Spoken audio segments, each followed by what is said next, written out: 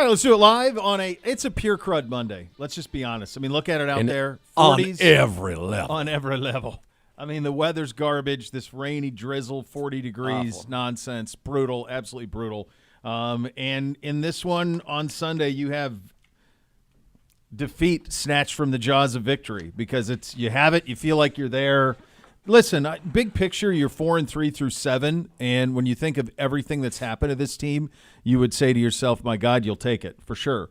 But there is the other part of you that goes, yeah, you kind of felt like you had it, and you let it slip away, and so what could have been like one of the most miraculous 5-2s is still a relatively miraculous 4-3, coming home from a long trip, one that got you in the middle of the night, my friend. Yeah, I think that's a very fair way to look at it. Like if I would have told you that we would be 2-1, then we'd have the Ravens game 2-2 when Deshaun doesn't play is not able to go on game day and DTR's thrust in there and you get it handed to you pretty good. You're 2-2.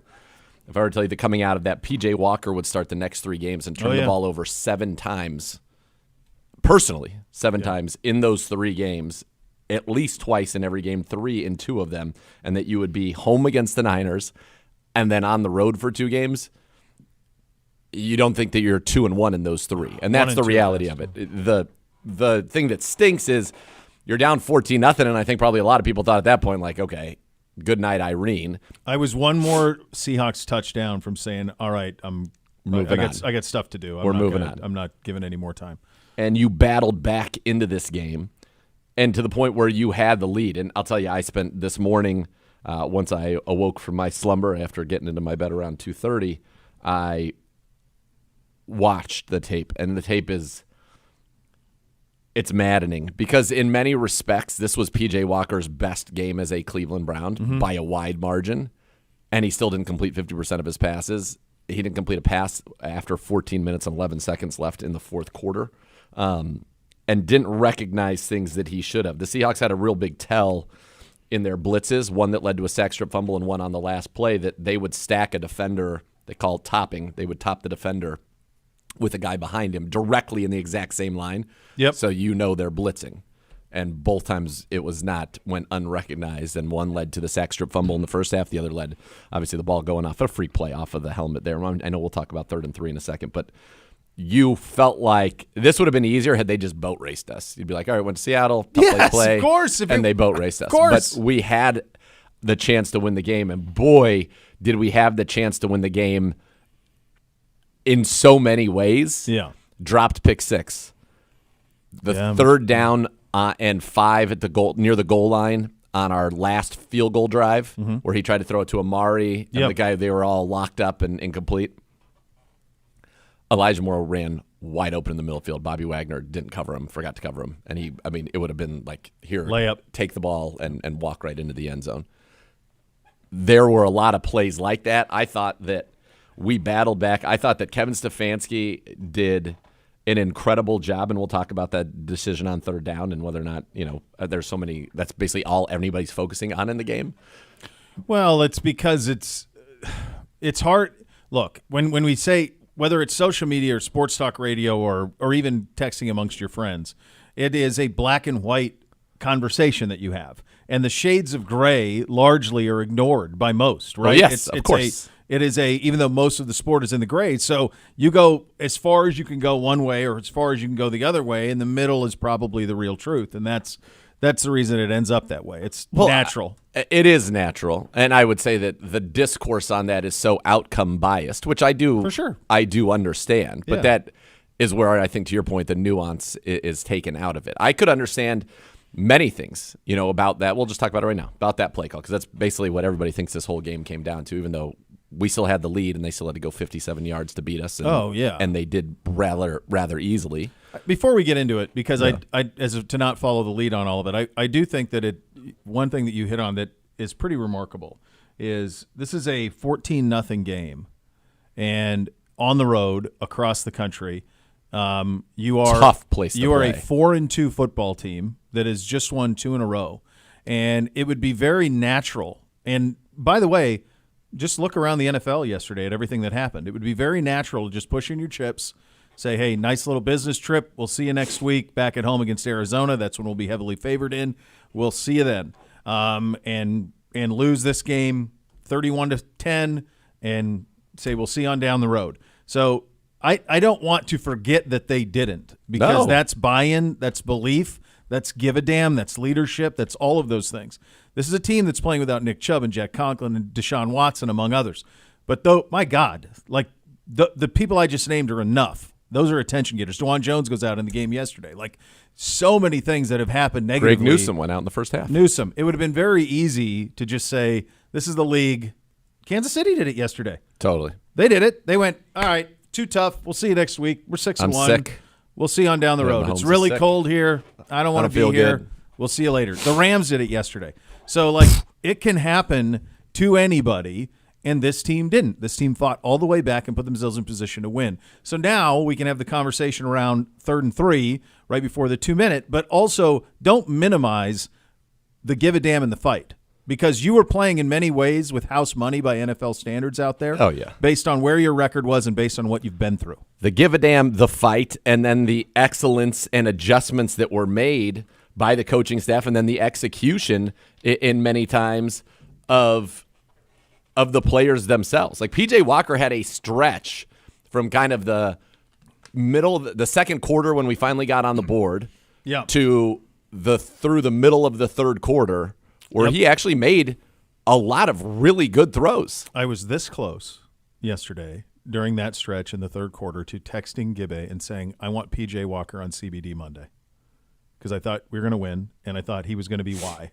Because he was playing his ass off. He was. He really was. It was unfortunately the beginning and then the end, which takes us back to 3rd and 3, I suppose. So sure. I think that I think there's everybody, run the ball only.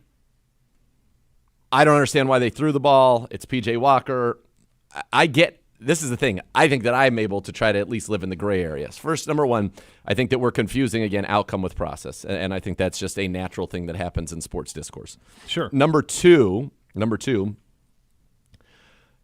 I think, I don't know how you feel about this. I think if we're at home, it's a different calculation. If you're at home, wherever you give them the ball back, if you end up giving them the ball back, you've got your crowd being loud. You've got all that chaos around it. That helps, yeah. I think if you think that you are for sure the better team with a backup quarterback, you could approach that in a different scenario and say, let's play, we'll punt it, and hopefully we can hold them to a field goal. We'll play for overtime. I don't think you could say that we were the better team overall in terms of what was being put out on the field yesterday on both sides of the ball. No. I think that you look at these situations and say, what gives me the best chance to win the game right now? Mm-hmm. Because that's what you're going for. Sure. That's the goal, right, is to pick up a first down and end the game. And I think the Browns felt that the best chance to win the game would have been to throw the football. Did it work out? Obviously not. I understand running the ball as well, and I understand the thought of running the ball with the thought of running it twice, with the thought of saying, all right, if we can get this to 4th and 1, we're going to go for the jugular. And now that would have been an interesting scenario, because that would have been one, had we gone for it and gotten it, genius. Had we gone for it on 4th and 1, tried to sneak it or whatever, not gotten it, what are you doing? Punt the ball, play defense, even though, again, in the two situations that this defense, which is very, very good, has had an opportunity with a lead to end a game, we got lucky. Jake Moody missed a field goal because they walked right down the field. And then we got lucky. Well, in this one, we didn't get lucky. They walked right down the field and got a touchdown. Yeah. So I think that there's a lot to be upset about because it felt like it was a winnable game. I understand the decision. I also understand why people would say it's P.J. Walker. This is Deshaun Watson. You want to throw it? Okay, that makes more sense to me than P.J. Walker. I would tell people, because I went and looked this up, that Kevin Stefanski, I think, was very well aware of the circumstances under which he was operating in the fourth quarter of this game. And I think on some level that predictability was maybe made it harder for us to be successful. What do I mean by that? In the fourth quarter, we ran 11 times. Mm-hmm. We threw the ball 4 times. One of them was a no play because of penalty. So in the stats, it would say 3 times. Every single pass was on 3rd down. Every single run was on 1st or 2nd down. Mm-hmm. So I was thinking at some point in that drive, maybe on a 1st down, let's sprinkle in a play action. Sure. And then maybe you have a chance to make a play there. Run, pass. That's a tough way to play in this league. And people are saying, well, our running was so good. It was, but all of these third downs were 3 or more. So Yeah. it's not like we were running They're not 4 gashing. or 5. And then we had the stretch where we ran for like 9, then 12, and then, you picking it up on first or second down. But that's where we were. And you go back and you look at yourself and you say, okay, the one where we ended up kicking the field goal, we punt from the 40. We punt from the 40 on 3rd and 4 when we were up 3 on the first drive. And that one you go back to, if he just hits Jerome Ford, I don't know if Jerome Ford gets the first down. It's possible. But maybe he gets down to the 37, maybe he gets down 36, and you're like, all right, let's try out our Mr. Automatic, Dustin Hopkins there. Yep. And then all of a sudden you're up 9, or you're up 6, whatever. Makes it a different game. I do think that there were a lot of plays that happened here. I understand both sides of it. I don't think you're wrong to say that they should have run the ball. I understand why people say that, and I understand why they threw it. The clock, there's no benefit from a clock standpoint because that play was going to be the 2-minute warning. I saw many people say they should have run it and forced them to use a timeout. That wasn't going to be the case. No. There was no timeout. You were getting that inside the 2-minute warning regardless on the play. It's just unfortunate. It's unfortunate, and this is life when you're without your starting quarterback for any team in the league. Bagent had that nice game week 1, and then he goes plays Chargers. It's like doesn't look like he can play football. Correct. There's a lot of that in the league, by the way. A lot of it, and we are very fortunate, as I've said, to be in a position where we've gone 2-1 these games. This does hurt because it felt like we could have won this game, and it came down to a couple plays. Just in the second half alone, drop pick 6, not seeing Elijah Moore wide open. Even on one of the pass plays on the final drive when we ran it, and Amari ran the sluggo, the slant and go. Yeah. If he just throws that in the field to Amari, if he leads him, he throws a good ball, it's a touchdown. Yeah. If he throws it in the field, we're in Seattle Seahawks territory and maybe in field goal range already, and that changes everything. We needed one play, and I was saying this in the game with Chris yesterday. P.J. Walker's going to have to make one play for us to ultimately win this game. Mm-hmm. And unfortunately, he did not do it at that point. He made plenty of plays before. Plenty of plays before, but right there he didn't do it. And, Kevin Stefanski going to talk today, and I think a fair question is, why wasn't Kareem Hunt? Why didn't he touch the ball again after the third quarter when he ran well? I thought Strong ran very well. I like him. He did too. I like Fort. I think he ran well. And I think back to Indianapolis in 2020. I don't know if you remember that game. We were clinging to, I want to say, a 3-point lead, and it was 3rd and 9. Mm-hmm. And we ran with Dearness Johnson off the left side, and he ended up picking it up, and we won the game that way. So you could look at it so many ways. I think. Well, here's a what if. What if Jerome Ford doesn't go out of bounds? Well, that was in my notes. That's 40 seconds. That's 40 seconds. Now all of a sudden you're inside the 2-minute, and you run it on 3rd and 3, and you force them to take a timeout, and now you're punting them inside the 5. So that also changes the trajectory. And I don't think it's a coincidence that after that happened, Jerome Ford came out of the game.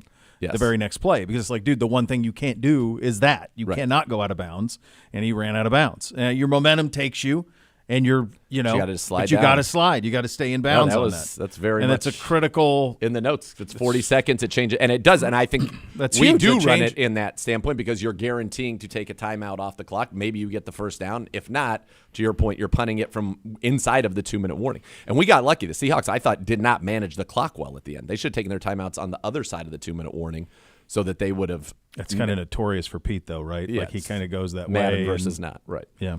Look, but it's unfortunate. It's unfortunate. Is. This is a game the Browns should have won, and I think that it overshadows this one decision and the discussion of this one decision because it obviously loomed large. Now, there are things that happened after that and before that, so it wasn't a one-play isolation, but that in terms of the play calling, the play design, what we were able to do against what had been the number 1 defense in the NFL since week 4, and that was not with them playing a bunch of jabronis.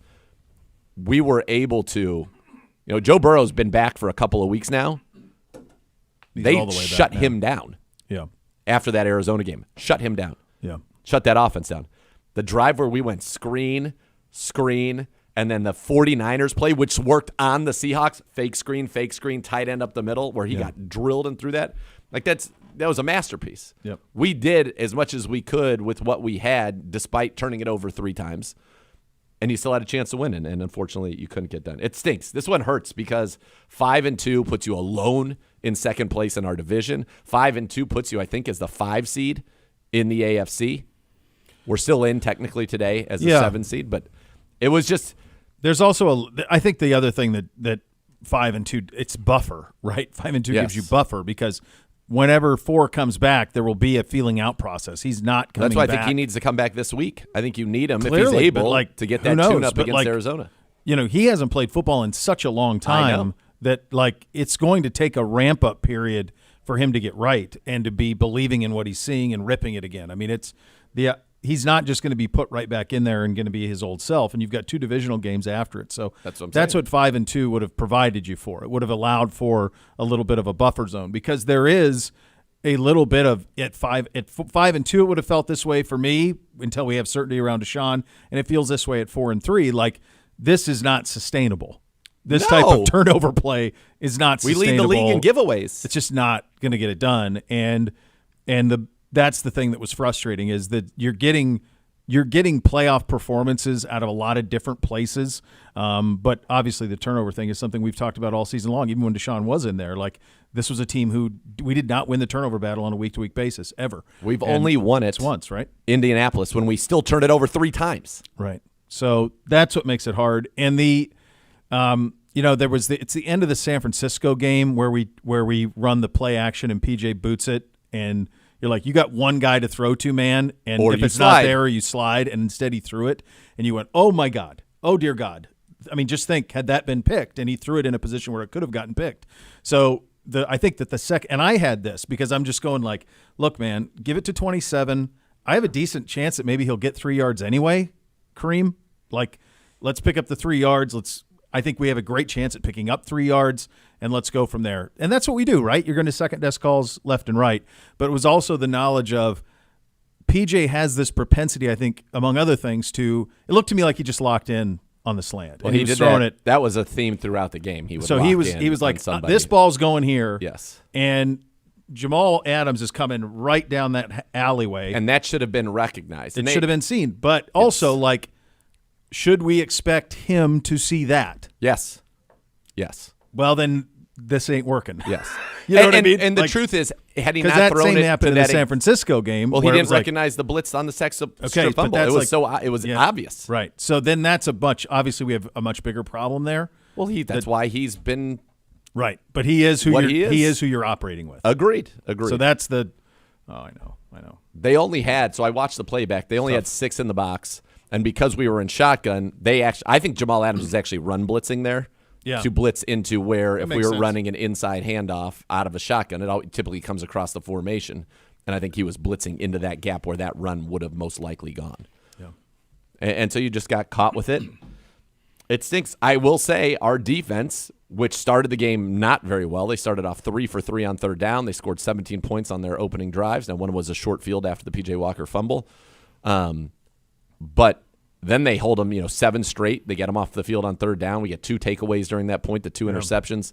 Should have had a third, which would have been a pick 6. That I think at that point, that may have ended the game if we went up 10 on a pick 6. Cam Mitchell pick. Yes. You got to catch the ball. Have to. Yeah. You have to catch it. They throw I thought it right to you. When Miles gets the sack on the is it the previous possession Miles gets the sack Yep. to end it, I thought, well, we're not going to have to play defense anymore. There's enough way that we can string this together to get it done. I mean, the defense, get a stop in that spot or at least force Hold a field goal. Yeah. I mean, you almost get to a point, though, too, where it's like, I'm sure it's the human nature of if they score quick enough, can we try to do something? I saw that throughout the league yesterday, teams not really knowing what to do in that spot. Obviously you hold to a field goal, but is it Disley they hit who acted like he was going out of bounds and then cut it back? It was Fant, but that's the same thing that happened to us with Brandon Ayuk. Yeah, it did the same thing. Get a little – they had 2 timeouts left. He doesn't have to go out of bounds. Up he was going out of bounds, then he cut it for another 20, and then you went, God, now you're inside. And that's 10. how Ayuk got into field goal range against us with the Niners. Yeah. Just a little simple one, and everybody was going outside, forcing him back in. But you can force him back in, but somebody ultimately has to be the in to tackle him. Yeah, it was what happened to us, dude, happened all day long to teams. Crazy stuff. The way the Giants lost, the way Arizona covered. It was one after another after another. Philly, another one. That one I was okay with. But I mean, that happened over and over and over again where it was what are we doing here? Does nobody know how to play in 2 minutes? And the other big thing I would say, and we can talk about this more when we get into around the league, but there is a quarterback deficit in this sport. And we thought it was the best season ever. Well, but so many guys have got hurt. Yeah, well, yeah. And so, like, think about this. In the 1 o'clock games yesterday, wrap your head around this. In the 1 o'clock games yesterday, there were 5 quarterback changes. 5 backup quarterbacks came in due to injury or benching in the 1 o'clock games alone. Yeah, Cousins, Pickett, Tyrod, Atlanta. Yeah. And Atlanta, that was long overdue. Oh, I know, but there were 5. I'm blanking on the other one. It'll come to me. There were Rams. Ram it. 5 instances in the 1 o'clock games alone where backup quarterbacks played. Yeah. And we're in a league that already has had Rodgers and Watson and all these guys hurt, and there just isn't enough good this Tommy DeVito, quarterback for the Giants yesterday. The Giants had negative net yards passing. He could not throw forward. Tommy DeVito is the character that Pesci played in Goodfellas. Same name. Yeah. I'm not sure he would be less competent than what it was. There is no quarterback play in this league. And it is, I don't know how it's happened, because there's, you would say like the college level has never been better when it comes to developing passers, but for whatever reason, the league, there just aren't enough of them. And it shows. And there was just wildly incompetent quarterback play around the league yesterday. They had the Giants in that game completed 6 forward passes for 7 yards, and then they had sacks 4 for 16. So they had negative net 9 yards passing, and almost won. And almost, dude, not even all. They had the ball under 2 minutes. Okay, Zach Wilson went in 24 seconds with no timeouts, like 60 yards. Yeah, to Lazard. And then, but what's I've seen so much controversy about the fact that the center basically spotted the ball himself. I didn't see that. So the ball never goes to an official. Lazard gets it, gives it to the center. He spots it. An official comes by and kind of like taps him, and then they snap it. But instead of this, no official actually set the ball. Oh wow, I did not see that. There was so much chaos in the 1 o'clock window and everything that was happening in the last hour that like my guy on Red Zone could hardly keep up. Yeah. Bouncing from one thing to the next. Yeah. So it was a surreal day in the league, to say the least. Those are your hot topics presented by Vivid Seats, official span experience partner of your Cleveland Browns. Coming up next, time of the great clips. It's going to be great clip of the game. So many great plays in this game despite the loss. We'll go around the league as well. The Joe Thomas half hour of the program. Coach Stefanski scheduled to speak around 2:30. We will have that for you. We are off and running on Reaction Monday. You're listening to Cleveland Browns Daily, brought to you by Bally Bet. Sports betting partner, your Cleveland Browns, now live in Ohio on 850 ESPN Cleveland.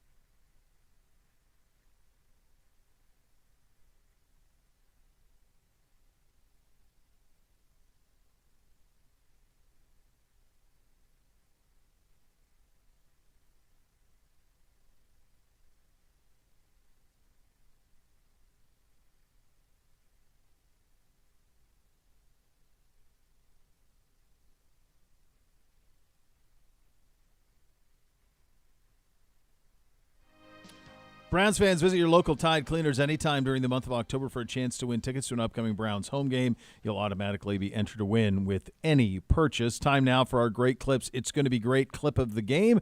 Brought to you by Great Clips. It's going to be great. Here's Mo Hurst, of all people, with his second career interception.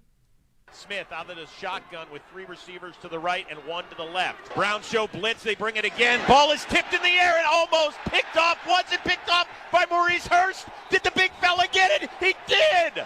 What a play by Maurice Hurst. Gets his left paw up there, tips it up to himself, and if he caught it, got his hands under it, the Browns have the ball in Seattle territory.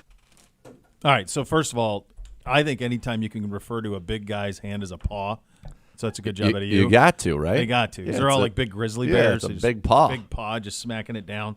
There was that. There was the Miles sack. There were these moments where it just felt like, we're going to do it. We're going to go steal a game in Seattle. We needed to against a healthy team. They were healthy. Yeah. All their guys played, and you just felt like all of these things were happening that to lead you to believe. We needed to score a touchdown off of the Maurice Hurst pick and knock it in. We had, and there were plays to be made that would have been able to do that. But incredible play by Maurice Hurst, who's been such a great signing. You think about how, our defensive tackle room last year was the worst in the league, and now you've got Dalvin playing great. Jordan Elliott's playing the best football of his career. Shelby Harris makes plays every week, and then Maurice Hurst has been an absolute stud. He has, yeah. 2 career picks. How about that? Last one with the Raiders in 2019. Yeah, that was awesome. And they were really flustered. I mean, Gino was flustered. Oh, yeah. They really weren't they didn't do anything until the last drive in the whole second half. And that's kind of how it was with the Niners, too. That's true. They had the one. So then I guess that is the next thing is there something to our 2-minute defense that is needs to change, susceptible to drives, because it's 2 weekends in a row. Well, hell, didn't Indy do it too? I think the first thing you have to do is help. Trying to remember the end of the Indy game. Did we went and scored on them, but they had just scored because on they us. had just scored on us. Yeah, so our 2-minute, yeah. We have first thing is you got to clean up the tackling. Don't assume they're going to run out of bounds. Clearly, that is something that is on tape because everybody's just running down the middle of the field. We got to tackle people. Frustrating. That's still frustrating. Still frustrating loss. But Maurice Hurst playing great. The D, after, like I said, they gave up the first 3 third-down conversions, and then after that, they were lights out. You look at their drive charts; it's kind of crazy actually to look at it. So they get the ball on the opener, they go 80 yards, and we had a couple busts in zone coverage where when you're a flat defender, you got to stay in the flat. We gave up a 3rd and 8 to Lockett because nobody covered him. He wasn't even running a real route. No. He was just kind of running a little, I'm just standing here. So they go 8 plays, 80 yards, touchdown, 6 plays, 41 after the first fumble, touchdown, 6 plays, 57 yards for a field goal, which was actually a good hold after the long pass to DK Metcalf. Then it's 3 plays for 4 yards, 3 plays for 12 yards, 3 and out, 3 and out. Then an interception, 3 and out, interception, 3 and out, punt, and then they go 5-52, touchdown, and win the game. The Browns possessed the ball. This is wild. Browns possessed the ball for nearly 20 minutes in the second half. We outpossessed them in the game 36-40 to 23-20. Yeah. That usually means you win. It's also strange. Now, it didn't feel like this in the moment, but I guess I didn't realize how little Seattle tried to run it. I mean, Walker only had 8 carries for 66. Well, 45 on one. 45 on the one. Charbonnet had 5 for 51, 21 on the one, and it was timely, the 21-yard run for him. But those two cats combined for 13 carries. And they led for most of the first half, and they were still pass happy. It was wild. Yeah, they ran it 17 times through at 37. People, again, talk about we ran it 40 times in this game. That's a lot of runs, brother. 40 times. I mean, you get 3.9 out of Kareem, 4.1 out of Pierre, 4.1 out of Jerome Ford. We didn't have a run as longer than 12 yards on the day. They had a 45 and a 21. That's the other thing with our defense, and they obviously stopped this as the game went on, but chunk plays. We just gave up so many chunk plays in this game, and that happens on those final drives. A 27-yarder to Fant, Jackson Smith and Jigba, 19 yards for the walk-off touchdown at the end. Yeah. Probably a hold on DK Metcalf. Yeah, but sure. You don't want to let them get into those situations anyway. How do we throw it 30 times and Donovan Peoples-Jones doesn't get one thrown his way? And he plays the whole game. It's crazy. And I will say, Like, this is a guy who had 800 yards last year. So I mean, what's he got? 70? He was on the season. Yeah, maybe. That's what I mean on the season. Is he less than 100? Yes. Because he was 70 going into last week or this. He is 8 catches for 97 yards. So he's under 100 yards on the season. And Yeah. the guy who had 800 yards last year, not a ball thrown his way yesterday. Not a single target, and he On was 30 open attempts. because I've watched the whole game, and he was open and certainly had an opportunity. That's wild. It's kind of stupefying is actually what it is. It doesn't make any sense. And I think that we've got right now, he's not often. I think this is probably the case, especially within the majority of the season now. That's actually accurate to say, has been played with either DTR or P.J. Walker. There was a moment in the game yesterday where Walker passed Watson for the amount of plays Watson had. Yeah. Watson had taken more quarterback snaps. Walker had taken more quarterback snaps than Watson yesterday in the game. That in terms of on the year. Yes. And here's the crazy part, right, is that's, I think, a big reason why, you haven't seen DPJ. DPJ's not the primary read on many of our plays, but he is a very good secondary option. And if you put the tape on, you can tell he was open multiple times in this game. PJ Walker's not – I think he most times either a couple plays where maybe he didn't determine where he was going to throw the ball, but for the most part it feels like he has an idea where he's going to throw the ball before it is snapped, which can be good and bad. Yeah. That's pretty wild to think, though, that's what's happened in the season for DPJ. You look at a lot of this is in the so much of this stuff's in the box score, right? Like 15 to 31 passing. That ain't it. You got it's NFL. turnovers. He's under 50% for the season. Yeah, the turnover stuff, that ain't it. Can't No. have it. But I mean, for all of the conversation about run, 40 carries, 155 yards, despite being without Conklin, part of this game, DeJuan Jones, and Nick Chubb, you still ran it rather effectively in this game. And so that's the tricky thing. Those uniforms are gorgeous. Gorgeous.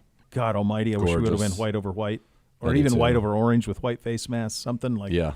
I do not like that look with us with the white over the brownish pant. I don't like that at all. And totally embracing everything to do with the throwback and the year. Like, they were playing In the pregame stadium? with Snoop, That was all 90s LL music. Cool It's all J, 90s? Montel Dre. Jordan did the halftime. Montel did halftime, Oh, and that's I hung good. out with Montel after the game. Oh, of course. Nice. Very nice. It was like, I know it says no photos, Yeah. but I really like a photo. That's pretty cool. Like, Yeah. all I know is, like, 97 Indians.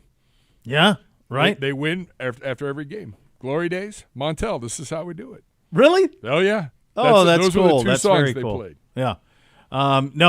They looked spectacular in them. It was really was a very, very clean look. It was also interesting. Like, it felt like, I don't know if this is the way that it was, but it felt like it was Adam Amin and Moose Johnson on the call. Yep. On the TV, and it almost felt like there was a pull, and I don't know if it was just a Fox thing, like they pull NFC, but it did feel like there was a real zest in things Seattle did, and they were so excited about the uniforms, and they talked about them constantly. The uniforms are constantly being talked about. So that was kind of an interest. I just picked up on it, and I don't know if I'm just getting to the point where I pick up on that stuff. They had gear.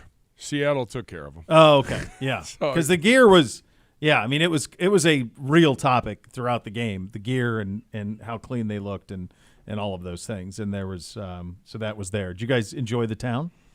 Yeah, it's great. Good town. It's right? great. We were in Bellevue, so we weren't in. Oh, my uncle lived in Bellevue. It's like huge.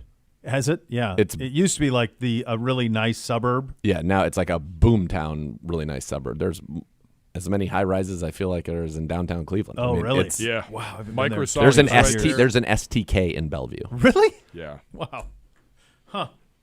Yeah. No, I it was w- not like that 25 years ago. Last time. I No, was there were all these great restaurants. We went out to dinner. I went with Chris Rose and his wife, lovely wife, and Yellowstone. We brought Drew along. Nice. And STK had like their Halloween thing going on, so you had people in pretty wild costumes. It was like we were in a Vegas club, doing the sparklers when drinks would come out. Yeah, and shooting bubble gun. It was like I felt like Drew was like, "Where am I right now?" We were having a good time, It was funny. We've only been there one other time in 11 years. It's probably a top 3 stadium now for me. The place yeah. looks The unbelievable. treatment, our view was awesome. Like whatever you wanted from Starbucks, they had a barista for us. Ready to go. And like Yeah. the woman would come in and take orders. She's like, "What can I get you?" What? I'm like, "No one really drinks coffee. I'll do a hot chocolate." Like just like Give me to a make good me hot feel like chocolate. I've got something going here. That's nice. Yeah. I mean, whatever you needed, people constantly coming in. So nice, Great booth. over the top. yeah. Perfect vantage point. Food. It feels like every seat in the place is pretty good, even Yeah. from a fan perspective. awesome. The way that they built it, it's all yeah, Up. up. it's a fantastic facility. Yeah. Great town.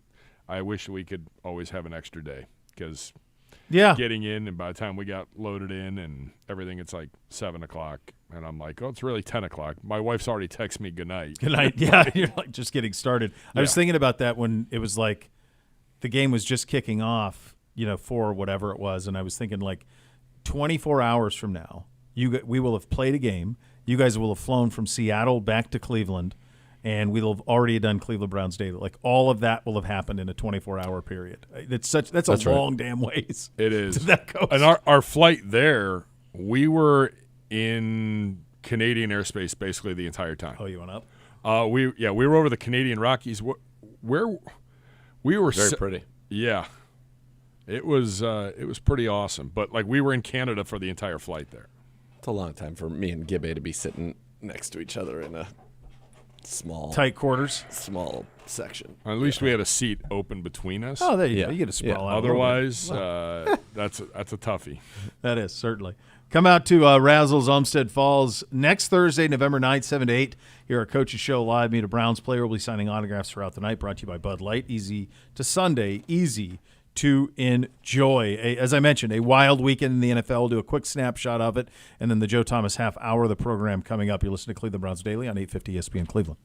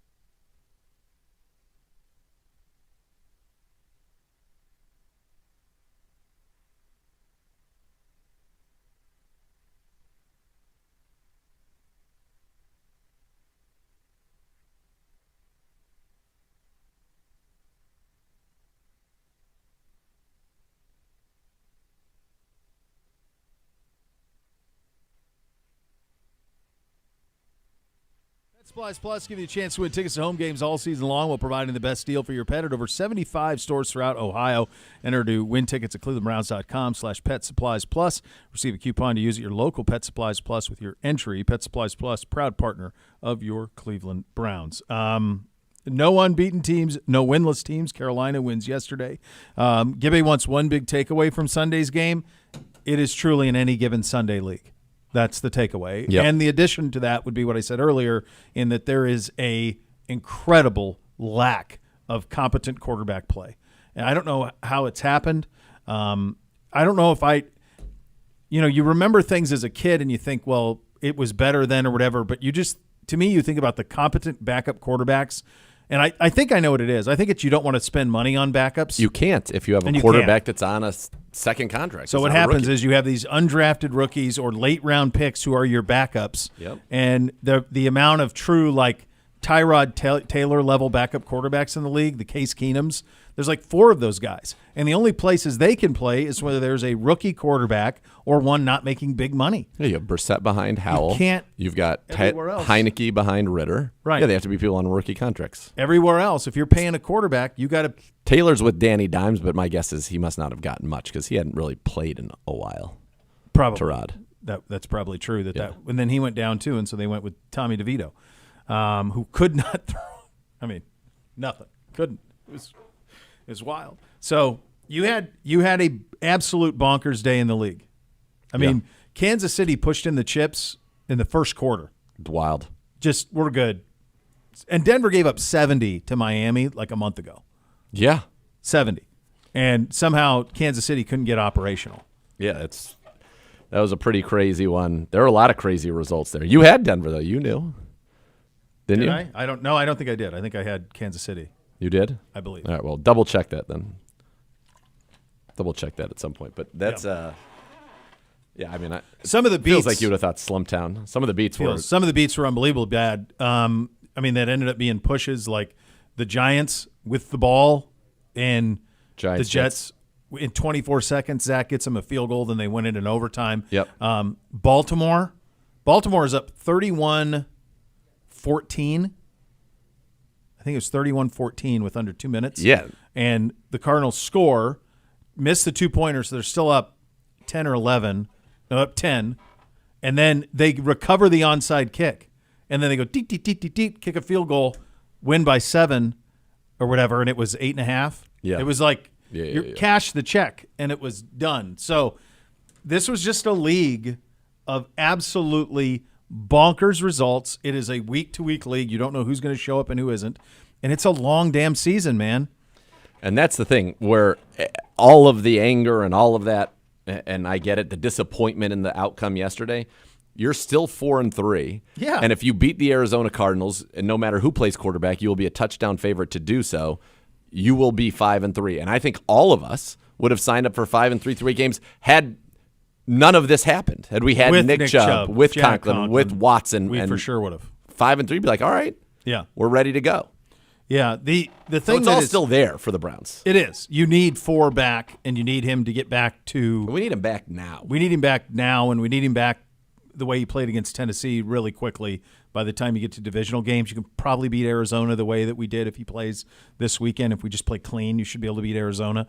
But because Kyler's not playing, in this game Dobbs again, and Dobbs is on the struggle bus. Yeah, for sure. Yeah. So that's kind of where you're at. But like Pittsburgh's in a world of hurt. Pickett went down. Trubisky was. But even watching their game, crazy. Like, how do they do it? They get a takeaway inside the 20. They get a takeaway inside the 5.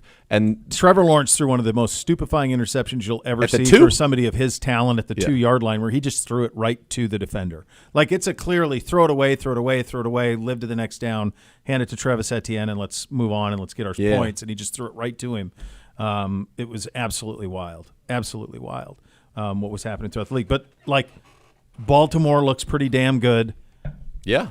Burrow completed 19 straight for the Bengals, and it wasn't just that. He had only really been having success going to Jamar Chase. They got T. Higgins going a little bit. I think he had 85 yards in the game. So they look more like what they would look like. Here's the thing. Baltimore, Kansas City, Buffalo are all really good. Buffalo but look at what happened to Buffalo. They go up and down, but But they lost last week. they won this week. They lost 2 weeks ago. Who'd they lose to 2 weeks ago? Somebody bad. Bad. Somebody bad. They got drilled by the Jaguars. They lost to the Patriots. Oh, yeah, Patriots! The Yeah, they lost to the Patriots, and then they beat the Bucks Hail pretty Mary. But no, didn't cover. Remember? Because Did I not. told you. Remember on Well, Thursday? yeah, no, we went the opposite. We went but opposite, yeah. That game was Right, The right. outcome was very different. But even them, Yeah. like they're not Yeah. week to week great. Like Miami's been largely very good. Miami. This was the first time that Kansas City's had a hiccup.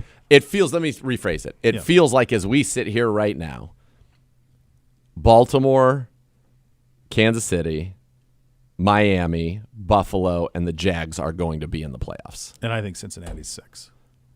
So Cincinnati's good, but we played them last week. We've had their number historically. Cincinnati, I think, very much could be, but we're right there.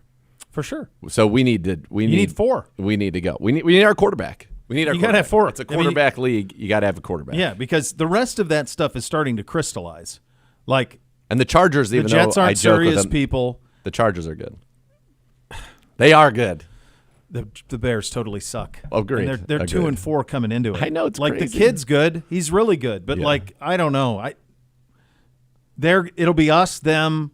Like those are the teams that are going to be chasing the last 2 spot. spots for. I think it's premature to say Cincinnati. I think it's likely that they'll end up being in the mix, but they haven't. We'll see. So I the think way it's- they played yesterday, if you watched the way they played Yeah. yesterday, I think you'd feel differently about it. And also, like they are more proven. Sure, than sure, the sure. other teams that we're talking about. So you can say they're the favorite. I think it's Cincinnati, us, Chargers for 2 spots. Chargers 3 and 4. Yeah. Steelers. Yeah, you can't count them out. Somehow They're the not Jets are very 4 good. and 3. I mean that what they did yesterday. Yeah, but their defense. Yeah. Bob was choosing on the call when they make that field goal. Voice of the Jets. He goes, "We win. I have no idea how, He's but we right. won." I don't either. It's great. Nobody does.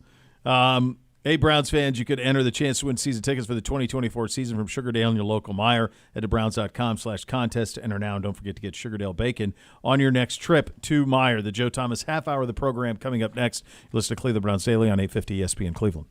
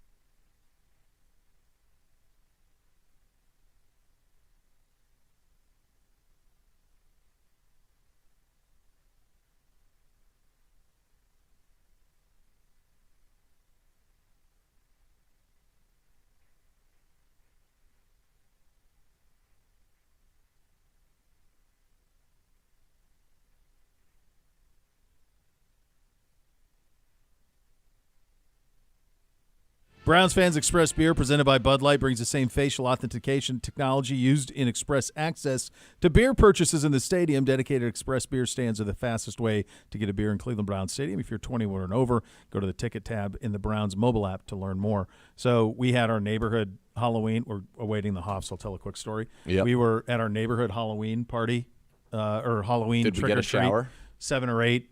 No, that's 2 days from now. Okay. But this is just in the neighborhood, right? Yeah, so it's like watch the end of the Browns game, throw on a football jersey. I'm a football player. Let's go around the neighborhood. There's only like 8 houses in there, so it's over pretty quickly. So on Friday, I thought to myself, I think the boys are old enough. I think it's time that I scare them, like legitimately scare them. So on Thursday night or Friday, I can't remember, I ordered a Michael Myers mask.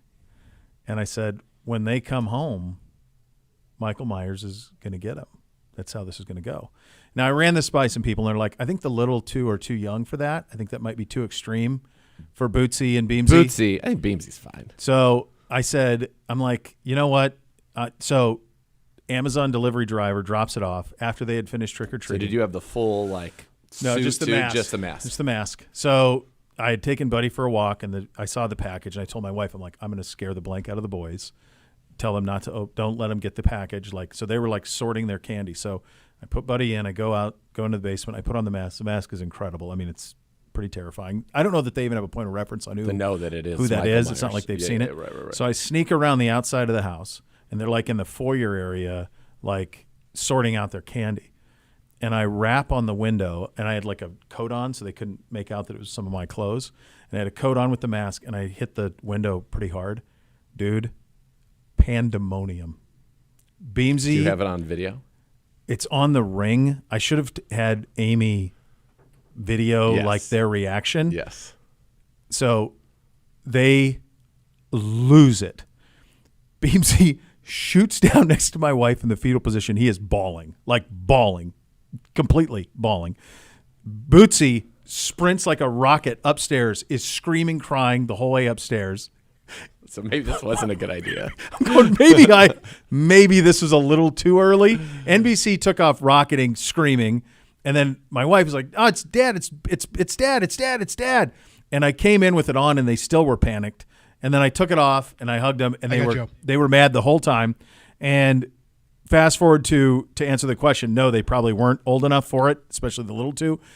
My penalty for my mistake was the two littles did not sleep in their own bed. They both came in last night for comfort. Nightmares. Yeah, Nightmare City. Oh, baby. I had nightmares. So now, like, this will be like a 2-week penalty for me. Yeah, Because sure. it's not like you're going to solve the fear of Mike Myers. Did you overnight. enjoy Did you at least get to laugh at the panic? They were all in bed last night, and I was crying. I was shaking. I was laughing so hard at because I'll always have that, at least in my head, of how terrified they were seeing Michael Myers looking through the window. So I maybe scarred him for life, but small price to pay for my own enjoyment. I'm told the Hoff is here for the Joe Thomas half hour of the program. Hoff, have you started scaring your kids yet? No, because my son is the biggest scaredy cat of all time.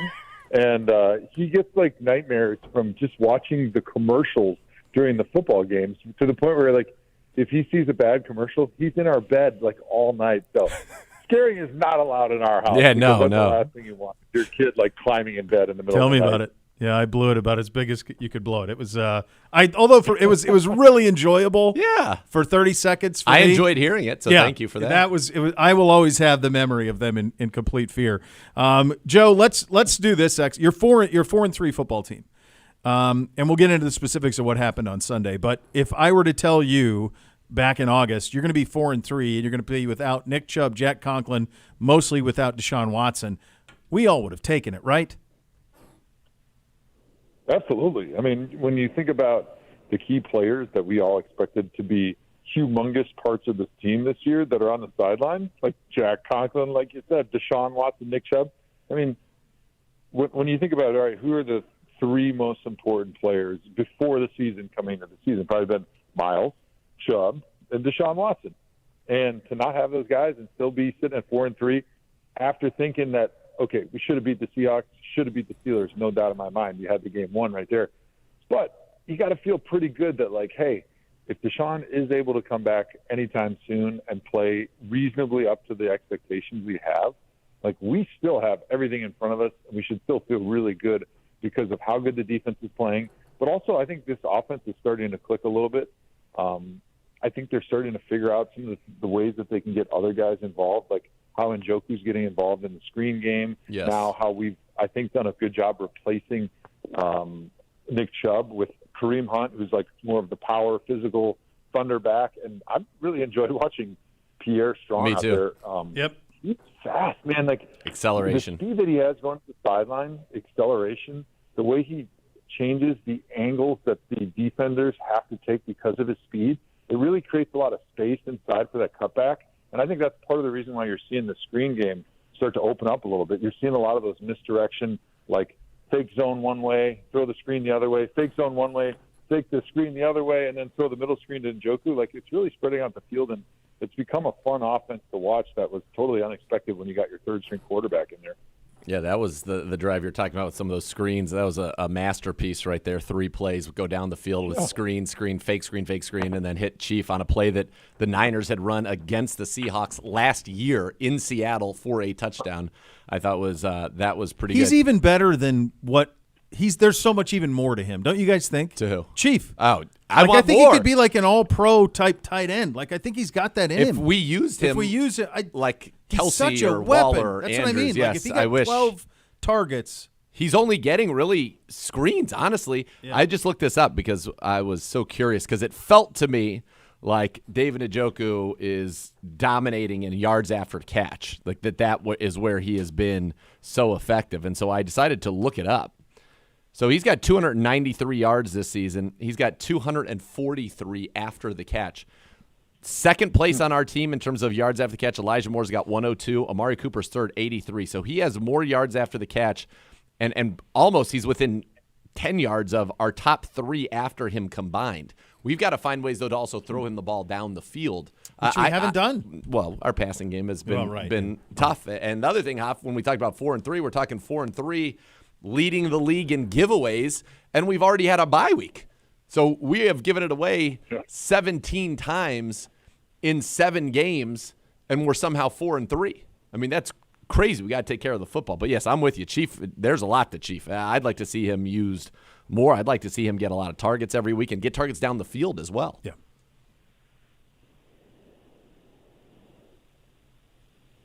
Hoff, you mentioned Pierre Strong earlier and his speed, and I like that too. And I also noticed he reminds me a little bit about our guy Dearness Johnson, in that he gets his pads so low at the end that he always is going forward even when he's getting tackled.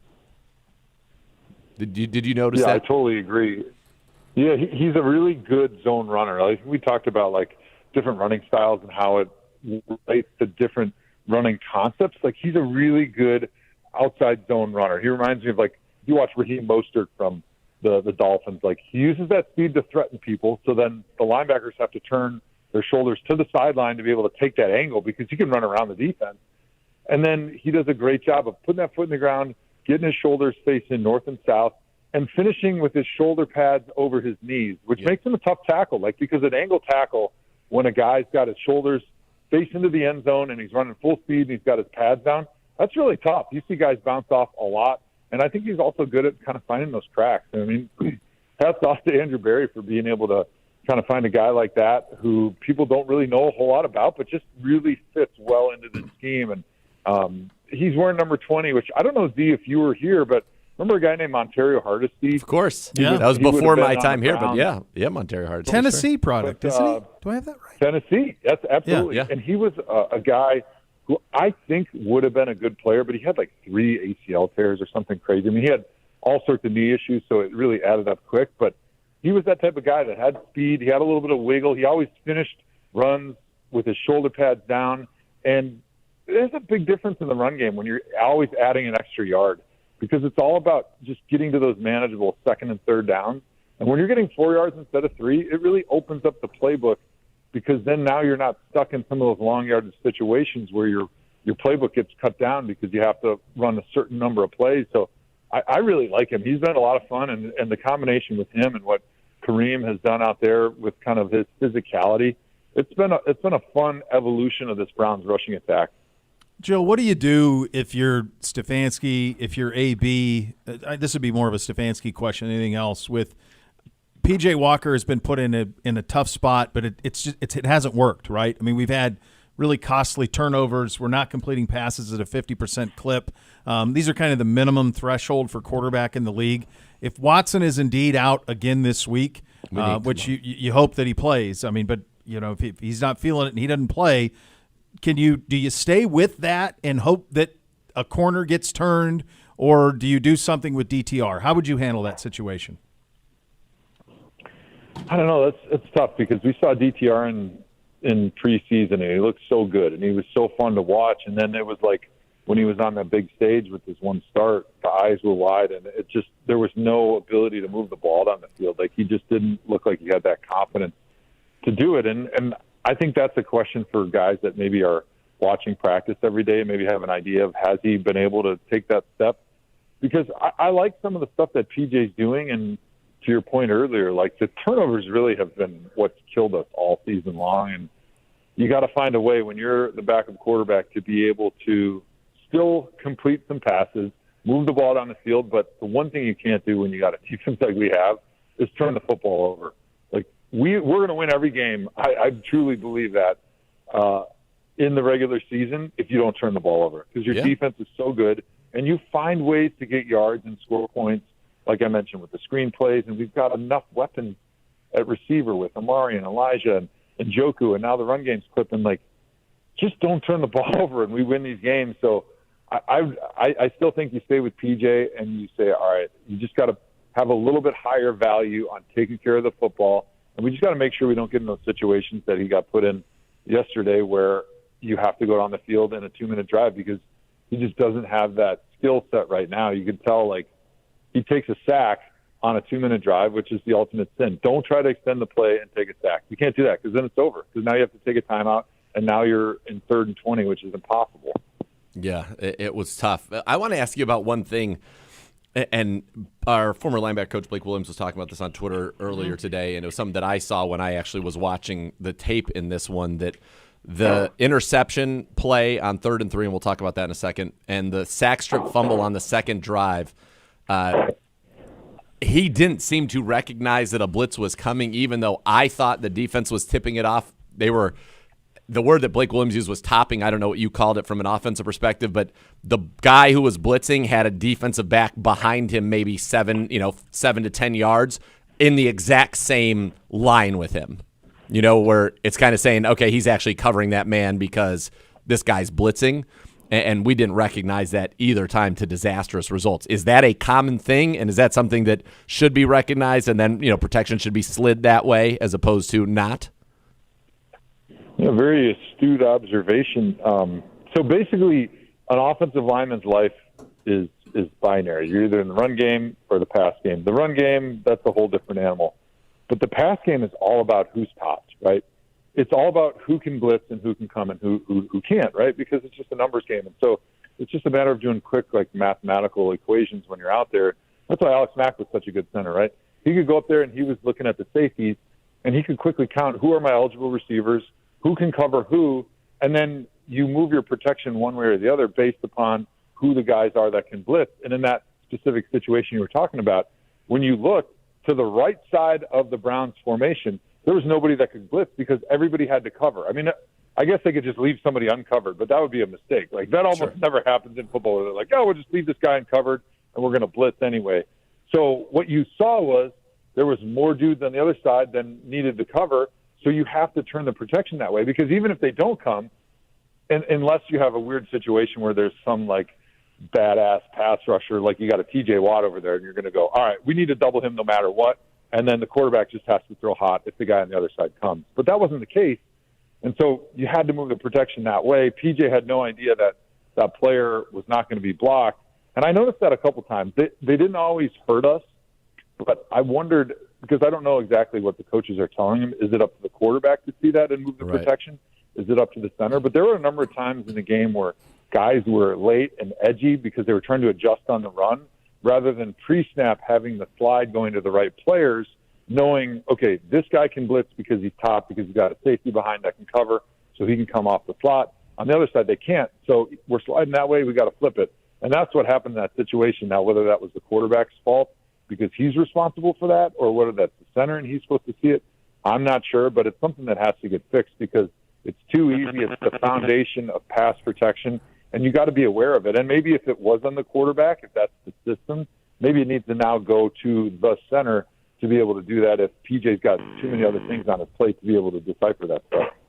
Joe, Z alluded to it, and you just talked about in terms of an inability to pick up the blitz, the 3rd and 3 call at the 2-minute. What did you make of the call? And this is what we do on Mondays, right? We second-guess everything. What did you make of it? And obviously we're results-oriented, and the results weren't what anybody wanted.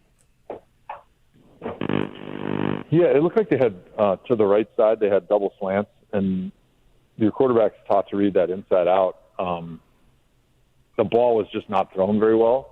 And you do wonder, like, maybe that's not the right situation in that moment for your third-string quarterback who's been a little bit up and down with his accuracy. I don't know. I think second-guessing it, because that's what we do, like you said. Right. If the play doesn't work, it was a bad play, right? That's just the foundation of the world we live in, which is great. We have hindsight. We get to call the plays after we see if they work or not. Yeah. But I think, putting PJ in a situation where he's able to use his skill set at his best, which is what we saw in the second half, where they were starting to do some of the RPO, some of the zone read type stuff where, all right, we can hand it off to Kareem, we can slam it up in there after we've spread them out a little bit. Or, if they're crashing down, let PJ pull the ball. And now he's got an opportunity to show some of that toughness that he showed, to be able to try to pick up that first down with some grit running the football, because he's a good athlete. And that's probably where he's at his most dangerous, is outside the pocket when he has the opportunity to throw the ball down the field, or he can pull the ball down and run. And so, an opportunity like that where you have multiple different things that you can do within that play, whether it's a handoff, whether PJ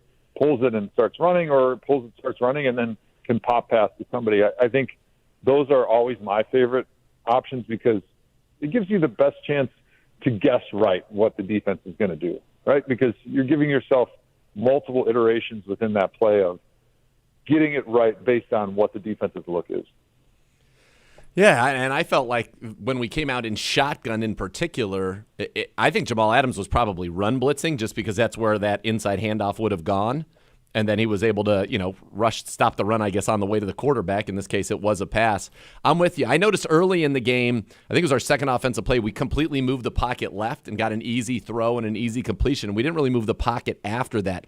If you were going to throw, would you have moved the pocket, or would you have been fine lining up 3rd and 3, getting Nick Harris in there, getting all the big people in there and saying, let's just run it. Best case scenario, we pick up a first down. Second best scenario, we get it to, close enough that we feel like we can sneak it and end the game. Worst case scenario, we get stopped. Worst, we fumble, we turn it over. But you'd expect either we're going to get a first down or get to punt it back. Would you have liked to just go heavy there and try to do that? I like the idea of going for the game winner. I just am not sure what the best way to get there was, given that that's who was playing quarterback. Yeah. I didn't want to give the ball back to the Seahawks. I just did not, even though I love our defense and try. It's just, if you can end a game, end a game. That's the way I think. Yeah, I think the common thinking that I agree with right now is, like, if you have the chance to put the dagger in them, like, do it. Like, even if it's a little bit risky, because then it's over. Then you don't have to worry about anything else. And we love our defense, but, I mean, their offense still went all the way down the field and scored a touchdown in just a few plays on our defense after that turnover. So, I mean, as good as your defense is, I don't care if you're the 85 Bears, there's still a chance. I mean, the other team's good. Like, and Geno Smith impressed me with his throws, and that offense was fun. I mean, they were good. They did a good job spreading the field out, and they were hitting a lot of inside crossing routes. They were hitting some sideline throws. They could run the ball. Like, it was a tough offense for our defense. And so in that moment, I think probably, like you said, hey, let's run the ball. And even if we don't pick it up, maybe we'll give ourselves a 4th and short, and then we have another chance to put the dagger in them rather than just having some type of a drop back pass, which is putting a lot of pressure on your third string quarterback that hasn't been in a lot of those moments. Yeah.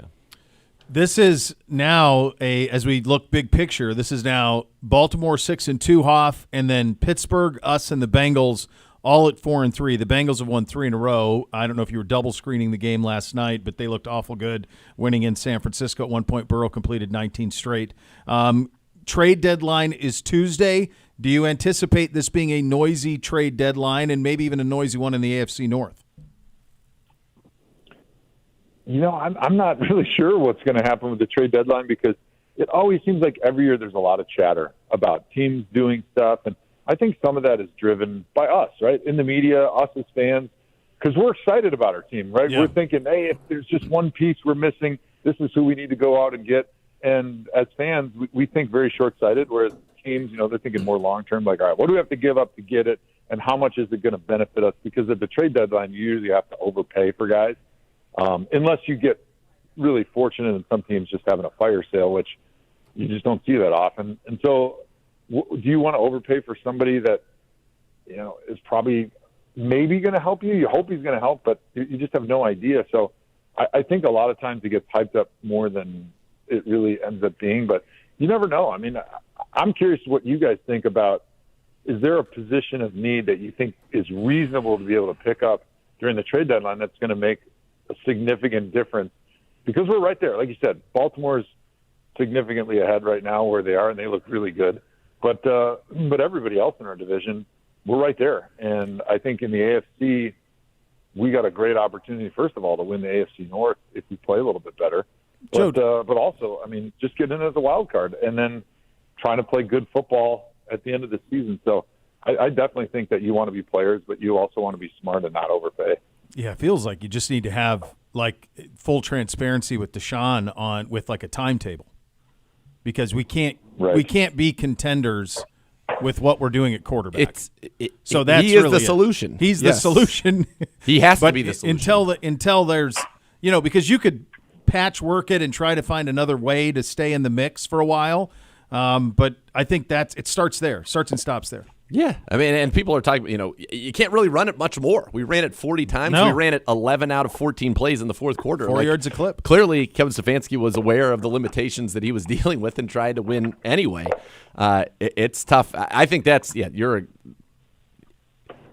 Watson needs to be back, and he needs to play like Deshaun Watson has played previously in the National Football League, or like the last time we saw him against Tennessee Titans, which was, at this point, those many weeks ago. Right.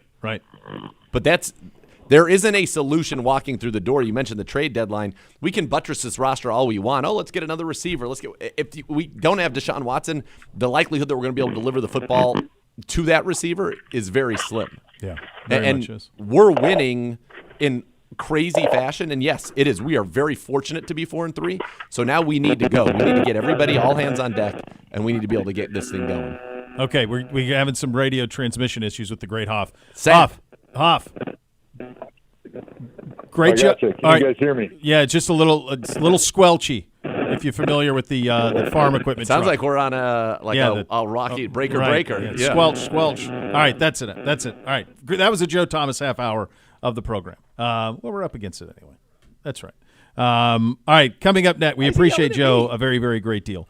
We've got Coach coming up next from the podium. You listen to Cleveland Browns Daily on 850 ESPN Cleveland.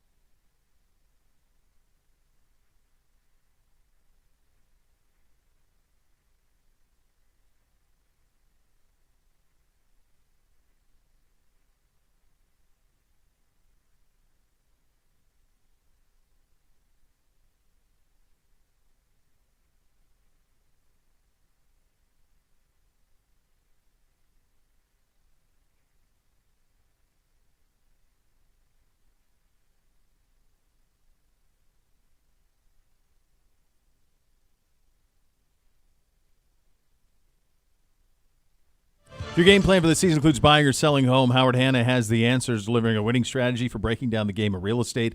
As the market leaders in Northeast Ohio, more buyers and sellers trust Howard Hanna to be their winning home team. Visit howardhanna.com/GoBrowns today. I was thinking about the trade deadline, and we're awaiting Kevin Stefanski at the podium as his customary Monday presser pushed back here into the 2 o'clock hour. If you're Minnesota and you have Cousins goes down with an Achilles, you're 4-4. Addison looks like he's going. Dude, he's a stud. You got Jefferson's coming back after this week. He's got one more. Then he's coming back. Murray's not playing. Supposedly they won't trade him. It seems crazy to me. I think Tannehill's more likely. You think Tannehill? Well, yeah, you can't go back to Tannehill versus Levis. Levis threw 4 touchdowns yesterday. But if you're Minnesota, you've got to put somebody in there to try. I think you go for Tannehill or you go for Jacoby. Yeah, those would be because they are familiar with the system. So you've heard that Arizona's not moving. They're not moving. Yeah, that was said this morning, I think. That they have no plans to trade him, but they have already announced that Dobbs is starting against us, even though he's healthy. Fully. He was full last week. Right. So I understand you want him to start in an advantageous position in 50 degrees and rain, and our defense isn't advantageous. Not that. Yeah. No. Yeah. For those of you who say we don't want a dome, think about that on Sunday when you're down there, and it's 50 degrees and rainy. And the other thing is we want our quarterback to hopefully come back and play this week. I mean, I don't think it's critical. I think that it is extremely important that Deshaun Watson plays this week. Yeah. That's me personally. And again, it's going to come down to whether or not he can, but I think it's important. I hope he can. Here's Coach at the podium. All right, guys, we have Coach here. Coach, we'll let you get started. Okay. Thanks, Jordan.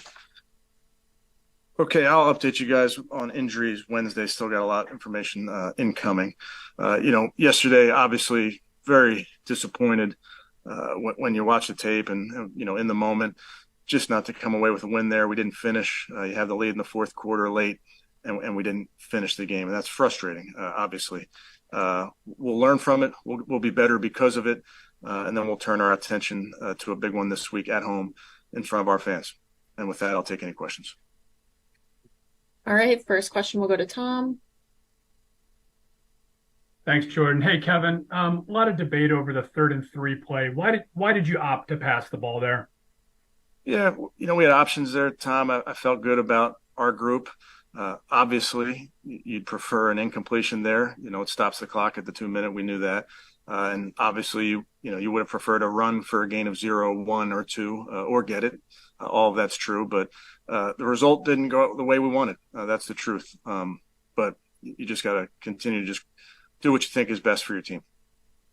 PJ's trying to throw to Amari there, and I think he's got Elijah in the slot. And then obviously Jerome comes open late, and it seemed like PJ had already committed there. Is Ford then his second read or maybe even his third on that play? Yeah, with that play, I don't want to get into all the specifics, Tom, but you have options on that play, and but ultimately it didn't work out how we hoped it would. All right, next we'll go to Cam. Hey, Kevin, kind of off of that, practice that ball security, and you guys preach ball security all the time. But what can you do like this week in practice to prevent situations like that, to prevent those costly late game turnovers? Yeah, all those turnovers are costly, and that's frustrating. We lead the league in giveaways right now with 17, and it's hard. It's hard to win in the NFL, period. It's hard to win on the road. It's hard to win when you turn the ball over. So we have to really, really commit ourselves as an offense not to give that thing away. Obviously, it's a team stat in terms of takeaways, and that can happen on defense and special teams. But first things first, we have to take care of that football. I'm sure that defense was maybe a little bit disappointed, frustrated in themselves that they weren't able to get that final stop. What was their response to not being able to do that and giving up that late game touchdown on the other end? Yeah, as you know, our defense played really, really well for a long stretch of that game. That's part of finishing. That's why we all share in this thing: offense, defense, special teams, players, coaches. We share in it. We didn't finish the game like we can. All right, next we'll go to Mary Kay. Yeah, Kevin, I know you mentioned that you will update injuries later in the week, but can you just give us any idea whatsoever what the outlook is or what the feeling is on Deshaun's chances whatsoever this week? Is he making progress? Are you hopeful? Can you characterize it in any way? Yeah, I just would tell you, Mary Kay, he's continuing to come along. We'll make those type of decisions later on in the week. All right, next we'll go to Jeff. Hey, Kevin, it is easy to focus on that last play, but I want to go back to the first quarter. What happened to the defense that allowed Seattle to get those 2 early touchdowns? Yeah, I mean, we settled in after those early drives. It's always it's always multiple things, Jeff. There was a couple times we were out of our gap. Maybe didn't get a guy on the ground with a tackle here and there, but they had some good plays. They made some plays, which we knew they were certainly capable of doing. But our defense then settled in and played really, really good football. And that was early in the game. I think the sense on our sideline was it was going to be a long game, and we just had to hang in there as a team. All right, next we'll go to Scott. Hey, Kevin, to go back to that 3rd and 3 again. Obviously, you have not your starting quarterback in there. How much do you take that into account when you're making that kind of decision? Yeah, I think you take everything into account, Scott. I think you take all of your players, certainly the quarterback, things that have been working throughout the game, run, pass, you name it. So you try to make all those things factor into really every decision. And then did you feel the need to talk to Kareem after what he said at the end of after the game? I will talk to Kareem like I talk to all of our guys. But Kareem wants to help this football team. Was pleased with really all those running backs. I thought they all ran hard. They made plays in the pass game as well. I thought we had a good balance of all those guys. But, I like players that want to help the football team. Is there a reason he wasn't used at all in the 4th quarter? No, just a balance of using all of our guys really is what it was. Thanks. All right, next we'll go to Delvis. Coach, how do you keep the team encouraged? I mean, it's heartbreaking loss.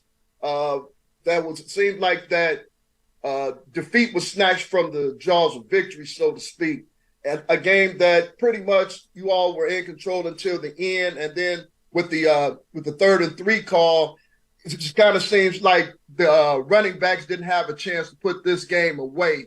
So, how do you keep your team encouraged as far as going to this next game, which is real crucial against Arizona? Yeah, I think our football team is a bunch of pros that understand where we are in our season. We're not even halfway through this season. You're right. It's a disappointing loss. They all hurt. Every loss hurts. They all sting. What we do is we learn from them, and then we don't take them with us. You identify things that you want to correct. You do that, and then you move on. That's about being a pro in the NFL. These games come at you every week. And this one is the most important game in our life because it's the next one versus Arizona. All right, next we'll go to Ashley.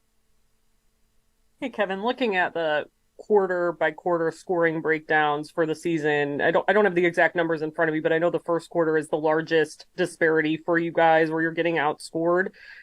Is there any commonality that you guys are noticing with these defensive, maybe the first drive doesn't go as planned or things like that are allowing opponents to get so many points on the board in the opening quarters? I think it's a small sample size right this minute, I would say. And our focus is to play good offense, good defense for 60 minutes. We understand that it's a challenge, and sometimes you're going to get an opening script from an offense that's going to have a couple beaters, if you will, and they may make a few plays here and there. But our focus is just to play sound team football for 60 minutes. The flip side of that, I mean, the fact that these guys do seem to bounce back, even if they do give up an early score or two, just what that said about the defense's resolve or whatever you want to call it so far this year. Yeah, I'd call it resilience. I think our team understands that these games can be nip and tuck. That's the NFL. It's going to be close games. So, again, I mentioned it earlier. We got in an early hole, but the guys fought out of it. And that was, that's kind of what these guys are made of. All right, next we'll go to Fred. Hey, Coach. I know with Deshaun, we're unsure, but if he cannot go, would PJ start, or Is there any possibility you would look at the rookie? Yeah, we'll make, again, all those determinations roster-wise are for later in the week. What about Donovan Peoples-Jones? It seems like, he's kind of disappeared this season after a lot of catches last year. I don't think he had any yesterday. Yeah, nothing continues to be dependable for us. Ball sometimes finds the way to other guys. I know Mari obviously had a bunch of targets in that game, but that's all it is. All right, next we're going to Kelsey. Kevin, what did you like yesterday about the balance between both the pass game and the run game, and just how that's developed over the course of the season? Yeah, I thought the guys did a nice job with the plan, with what we were trying to do in the run and the pass game. Like we mentioned, got all the running backs involved, had a good number of rushes, which we felt was going to be important there. But ultimately, need to finish the game like we've talked about. But I thought the understanding of the plan was there. All right, we'll go back to Mary Kay. Yeah, Kevin, can you let us know or give us an idea of your thoughts with the trade deadline coming tomorrow? Do you feel the need to bolster certain positions on your roster, or do you feel fairly comfortable with what you have at this point? I like our football team, Mary Kay. As you know, Andrew and the personnel department, they work through all those type of things, but I like our football team.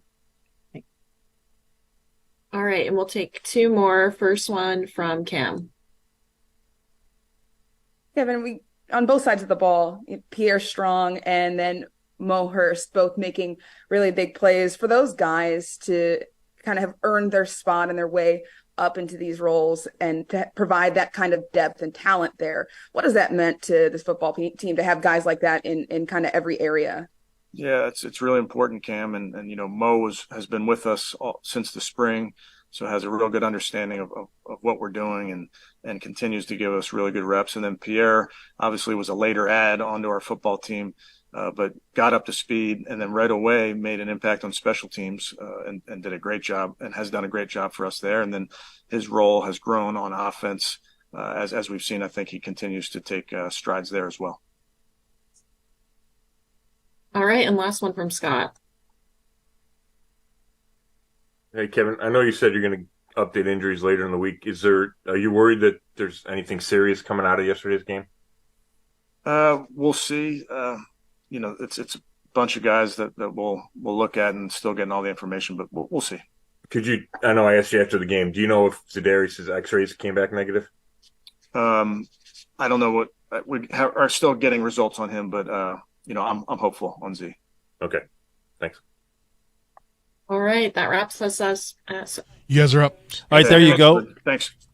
There's Coach Stefanski at the podium, and a lot of wait and see when it comes to the injury side of things. So we got the Deshaun news last week on Wednesday at the start of his Wednesday practice presser. So maybe that's where it comes. But we're a long ways into this thing, and that's really it. I mean, this is the crazy thing is you have a trade deadline tomorrow, and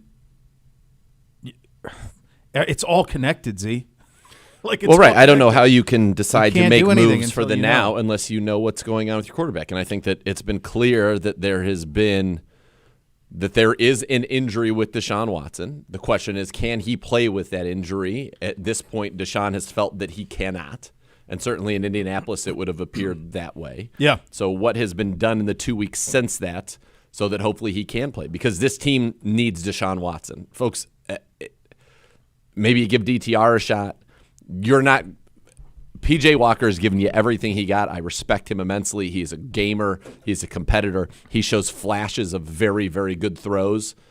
But the consistency is not there, and he cannot take care of the football. And that's not just P.J. Walker with the Browns. That's just – unfortunately, that's been P.J. Walker. I mean, look at his career touchdowns to interceptions.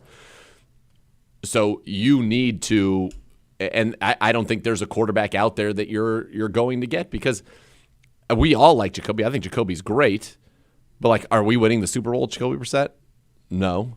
No, that's what I mean. That's where you have to have the certainty on Watson before Deshaun's to do the solution. Something like that. You'd have. And I don't think you're going to have that certainty before tomorrow. Now, if you were to say maybe we can get, let's call Jerry Jeudy, for example. Which I don't think they will. They've won now 2 in a row, right? Right. So maybe you can't. But if you could have, that's somebody that's for this year and for next year. Yeah. Right? And I think that's the only kind of a move that this team is going to make. I don't think they're going to make a move that is for the 2023 season exclusively. We'll see. I mean, they're in the market. That's the scuttlebutt has been there looking for a receiver. So my guess it would be, Donovan Peoples-Jones and a pick for a receiver and a pick, or one way or the other, and we'll see ultimately what that looks like if that does happen. But I think that it's much more likely than not that they don't. And DPJ, maybe has a chance to flourish somewhere else, because right now with the way our quarterbacks are playing, he's not getting the ball, and he should be. I mean, I just showed you a play in the break where he was wide open and absolutely should have gotten the ball, and there were multiple of those throughout the game. It's just that's not where the ball's going right now, because I think PJ and like many backups or even young quarterbacks, they decide, I'm going to go probably throw this ball to Amari Cooper, which makes a lot of sense because Amari is an elite wide receiver, but that's where you're going to get a lot of, predeterminations. And this offense functions best when it isn't predetermined. And I'd even argue from watching Seattle against us, I thought that there were many times that Geno Smith said, I'm throwing the ball to DK Metcalf, when he would have been wise to do other things, and only 5 catches. MJ Emerson did a tremendous job on DK Metcalf, and he had 67 yards, 43 on one of them. So his other 4 catches went for 24 yards. That's 6 yards a catch. His other 13 targets went for 24 yards. Right. What do you think of it that way? Yes, under 2 yards a target. Like, that is elite. But I don't know. This one's frustrating because clearly, you could have won it. I think you heard Kevin Stefanski say, look, a run for anything other than a fumble would have been better than what the result on that play was. They're trying to win the game. They thought it was a good idea. I mean, of course they take into account who's there, but they still also think that a guy can throw a 4-yard pass in the NFL. And I would imagine anybody on an NFL roster would feel that way. We talked about this earlier. You would have had an entirely different view of that play had Jerome just stayed in bounds previously. Well, then 40 seconds goes off the clock. Now it's under 2 minutes. Now it's 3rd and 3. The 2-minute warning is gone. If you run it, then they've got to burn a timeout. Well, Heck, you could have ran it twice, forced them to call it, and thought about 4th and 1. You could have thought about that at that point. Put Nick Harris back there, Kareem. They'll get a yard. That type of a thing is basically our version of the brotherly push or shove or whatever they call it. And that's the way that all changes. So like, you can focus on that, and I understand it because we're binary. Did it work? No, it did not. Let's find out why. Here's what you should have done. But there are instances leading up to that change the way that play is called. 100%. And that's a big one, is that thing with him. I was thinking about it from you mentioned Jacoby, Tannehill, Kyler not going to be dealt. So if there aren't enough quarterbacks to fit all the quarterback problems in the league, like Minnesota's 4-4.